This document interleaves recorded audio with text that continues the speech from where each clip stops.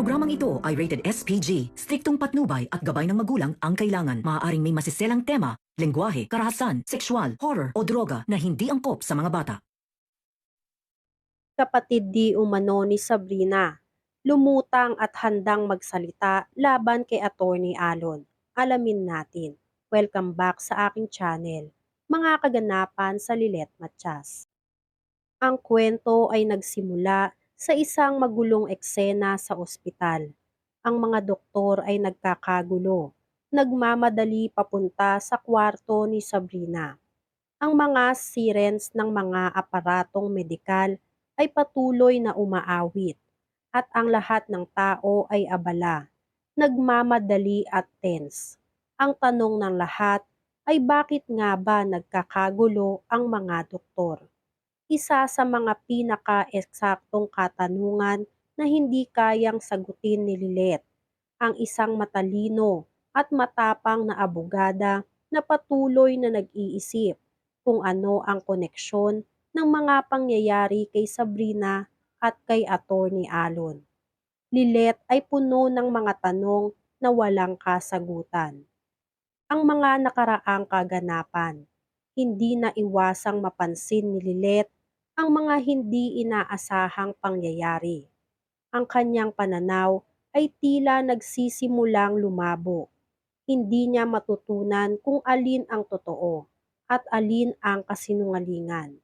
Lahat ng mga katanungan ay nag-umpisang umikot sa kanyang isipan. Paano kung may kinalaman si Attorney Alon sa lahat ng ito? Ano ang sikreto na binubulong ni Sabrina kay Lilet bago siya inatake sa ospital? Sabrina, ang matagal ng sekretarya ni Attorney Alon, ay may malalim na lihim na gusto sanang ipahayag kay Lilet. Ngunit bago pa man niya ito magawa, siya ay natagpuan ni Attorney Alon at nagkaroon ng insidente na nagresulta sa pagkakasugat ni Sabrina. Hindi lang basta pagkakasugat, kundi isang pangyayaring nagbigay daan sa malupit na balak ni Attorney Alon. Puno ng hinala si Eira, ang mapapangasawa ni Attorney Alon, sa mga paratang ni Lilet. Paano kung may katotohanan nga sa mga sinasabi ng abogado? Ngunit ang pagmamahal ni Eira kay Attorney Alon ay hindi matitinag. Kaya tinanggap na lang ang lahat ng paliwanag ni Attorney Alon, kahit na puno ng mga butas at kapalpakan. Habang ang lahat ay nangyayari, si Attorney Alon ay nagsimulang magplano ng mas masahol pang pangyayari. Inutusan niya si Paco at Vivian upang tapusin na ang buhay ni Sabrina. Ang dalawa ay may matinding galit kay Attorney Alon dahil hindi siya nagbayad sa kanila. Ngunit wala silang magagawa kundi sumunod sa plano at itago ang lahat sa ilalim ng isang aksidente. Sa ospital, habang si Kurt ay lumabas upang bumili ng gamot para kay Sabrina, nakita ni Paco at Vivian ang pagkakataon. Sa kanilang pagpasok sa kwarto ni Sabrina, si Sabrina ay nagising at tinanong si Paco kung anong nangyayari. Ngunit sa takot at pagkabigla, wala nang nagawa si Sabrina kundi magdasal na sana may makarinig sa kanya. Sa kabila ng kanyang takot, hindi siya pinatawad ni Paco at pinilit na isagawa ang plano. Ang insulin na ipinutok kay Sabrina ay nagresulta sa pagkawala ng kanyang malay at ang kanyang mga vital signs ay biglang bumagsak. Walang ibang magawa kundi magmadali ang mga doktor papunta sa kwarto ni Sabrina. Si Lilet, na nagsasaliksik ng mga kaganapan, ay dumating sa ospital at nakita ang mga doktor na abala sa pagbuhay kay Sabrina. Habang ang doktor ay nagpatuloy sa kanilang CPR, si Lilet ay tadtad ng katanungan. Ano ba ang nangyari? Bakit si Sabrina? At bakit siya ang tanging may alam sa mga lihim na kinasasangkutan ni Atty. Alon? Si Atty. Alon na nag-iisa sa kanyang opisina ay nagmasid sa larawan ng kanyang ina na nagsilbing inspirasyon sa kanyang mga balak.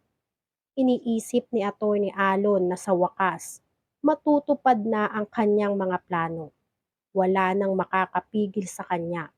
Siya'y umaasa na natapos na ang kanyang misyon. Ngunit sa hindi inaasahang pangyayari, isang himala ang naganap sa ospital. Binalik ang buhay ni Sabrina. Hindi siya namatay. At ang mga doktor ay patuloy na lumaban upang mailigtas siya mula sa bingit ng kamatayan. Ang kalagayan ni Sabrina ay naging masalimuot. Siya ay naging comatose. Habang si Lilet ay patuloy na nag-iisip, alam niyang may koneksyon ang lahat ng ito kay Sabrina. Si Sabrina ay may mga lihim na gustong ipahayag. Sa loob ng ospital, nagsimula na magduda si Lilet. Ang tanging pag-asa niyang matuklasan ang buong katotohanan tungkol kay Atty. Alon ay nananatili sa kamay ni Sabrina. Ngunit paano kung hindi na magising si Sabrina? Paano kung hindi ito matutuklasan ni Lilet? Sa gitna ng lahat ng ito, isang insidente ang hindi inaasahan. Narinig ni Trixie, anak ni Patricia, ang isang usapan sa pagitan ng kanyang ina at ni Atty. Alon. Ang kanilang usapan ay tungkol sa buhay ni Sabrina at kung paano ito napahamak dahil sa mga masamang plano ni Atty. Alon. Si Trixie ay nagmadaling kuhanin ang cellphone ng kanyang ina at nagsimulang magtanong. Galit na galit sa mga sikreto ng kanyang ina. Puno ng galit si Trixie sa kanyang ina. Hindi niya kayang magtiwala pa kay Patricia, ang babaeng tinuturi niyang ina. Nang malaman niyang ang lahat ng ito ay bahagi ng isang mas malalim na lihim. Ang mga kasinungalingan ni Patricia ay nagdulot ng pagkakabasag ng tiwala ni Trixie.